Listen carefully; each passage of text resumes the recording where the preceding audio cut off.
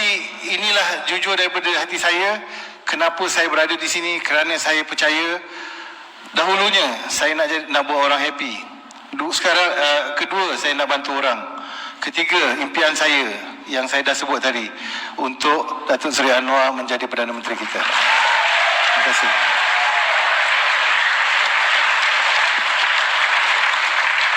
Boleh kita tanya satu dua soalan ya? Okey. Yang pertama serius sikit. Okey. Apa dia 80% ni anak muda. Apa nasihat Flynn kepada mereka? Okay. Anak muda mula-mula dia tak suka dengan nasihat. Kan? Saya tahu masa saya ada 2 anak muda. Saya nasihat sampai pagi pun dia tak buat apa-apa. Tapi anak muda suka melihat dan membuat fikiran mereka sendiri. Dan mereka melihat akhlak ataupun attitude atau tingkah laku orang yang mereka akan ambil sebagai hero mereka. Betul tak orang muda? Pasal the most powerful teacher is actually not ceramah, not apa. Bila kita tengok orang buat baik, kita tengok orang tu, Datuk Seri, saya kat sini pasal Datuk Seri sebenarnya. Betul. Datuk Seri saya tanya member PKR, saya seorang pun tak kenal. Saya macam baru sekarang ni baru nak kenal lah. Tapi sebelum saya tak kenal. Tapi pasal apa yang Datuk Seri lalui dalam hidup Datuk Seri, saya tanya diri saya, sanggup tak saya buat? Saya tak boleh jawab. Saya rasa tak mungkin saya boleh buat. Above and beyond. It's commitment, it's belief yang keadilan patut ditegakkan no matter what. That's to me adalah inspirational. Bagi saya memberi inspirasi. Dan saya bercakap, kalau lah orang tua ni boleh buat, takkan aku tak boleh buat. Sama macam bila saya pergi Gaza, ada seorang ustazah tua tu.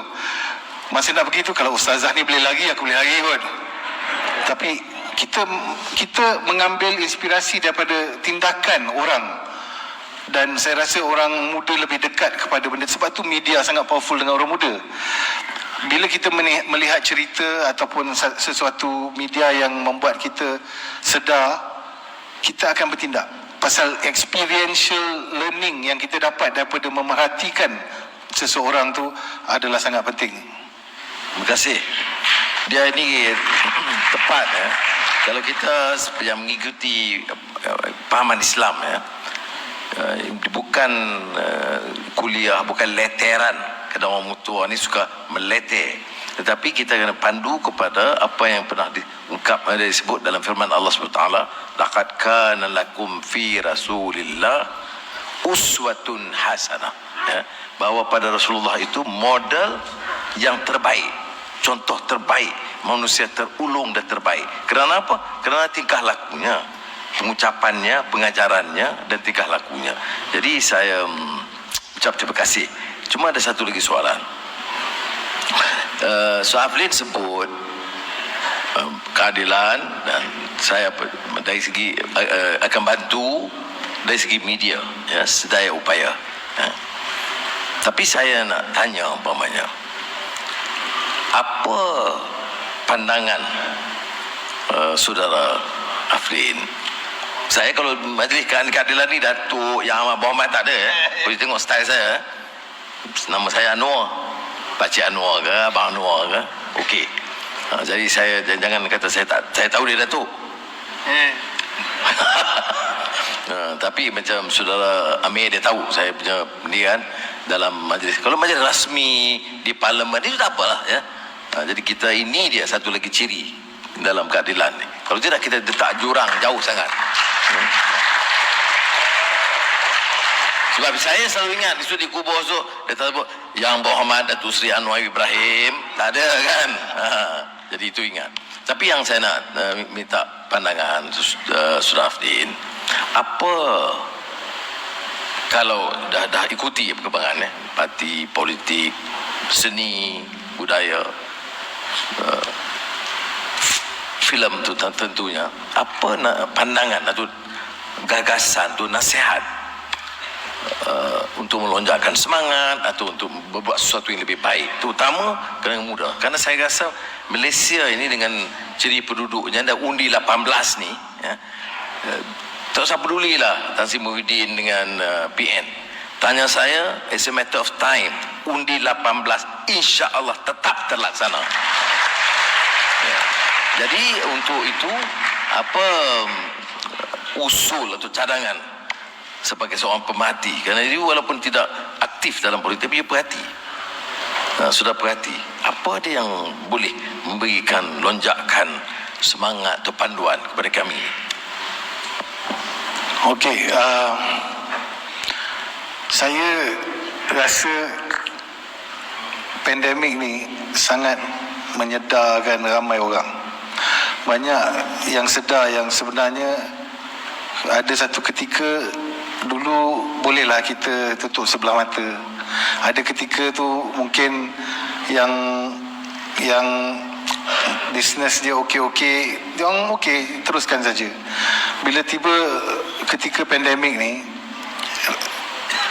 baru betul saya cakap bagi diri saya lah, saya sedar yang tiba-tiba saya ingat saya ada dalam industri yang dia orang panggil apa, kalis permasalahan kewangan, di mana kalau saya tak boleh keluar TV, saya boleh je buat show. Saya buat macam ni, saya duduk di atas pentas, borak-borak, dah ada duit sikit. Dan kalau susah sangatlah, pergilah basking kat luar Central Market tu, adalah duit sikit. Boleh saja kita buat duit. Tapi tiba-tiba sampai di satu ketika saya duduk dalam keadaan di mana langsung tak boleh buat apa-apa. So saya saya ada perbualan di dalam diri saya dengan Allah SWT yang saya cuba real, kenapa kita kena benda ni. Kerana saya mungkin pada jangka masa yang sangat panjang terlalu selesa. Dan saya rasa macam kita accept je lah government yang ada. Kita accept je apa yang ada. Jalan je terus. Tapi persoalan yang berada dalam diri kita itu adalah sebenarnya kita memaksa kita berubah.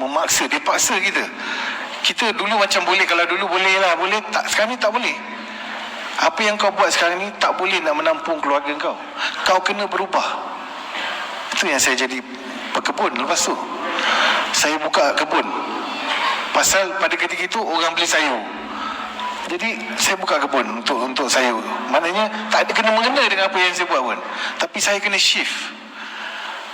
We had to go into action because the situation yang dihadapi dengan kita tu telah membuat kita kena bangun dan beraksi. Apa yang kita lalui sekarang ni juga dengan kerajaan sekarang, pada pendapat saya, memaksa semua dan golongan muda sekali untuk bangun dan beraksi. Because apa yang diorang buat sekarang ni menyebabkan kita dah tak ada choice lagi. There's no more choice. We have to do something supaya kita semua dapat memperbaiki keadaan. So saya punya nasihat, dan kalau ada yang nak dengar di luar sana, adalah kita mesti bertindak sekarang. Masa untuk bertindak adalah sekarang. Sebab itu undi 18 tu sangat penting. Pasal anak-anak kita yang 18 tahun, dia pun dah start berbual. Tahap kecerdikan orang, kematangan orang yang macam saya ada dengar pun orang kata tak matang lah 18 ni, dah berbeza. Anak kita dah boleh handle handphone yang 4-5 tahun, 6 tahun. Kematangan mereka meningkat dari generasi ke generasi pasal mereka belajar lebih awal benda yang kita sudah tahu. Jadi masa untuk bertindak adalah sekarang. It's time for action. Untuk anak-anak muda, let's get into action. Kita buat kebaikan. Dan again, saya rasa cara untuk kita menjadi kuat adalah kita semua menunjukkan akhlak yang baik kepada orang. Tak payah orang nak cakap kita apa benda pun cakaplah. Saya kau punya Facebook ada kena hentam. Mesti ada. Dah start kan? Dah start dah. Memanglah. Tapi kita kena percaya yang apa yang kita buat ni adalah tindakan. That's why we're here, Dato' Sri. Tindakan.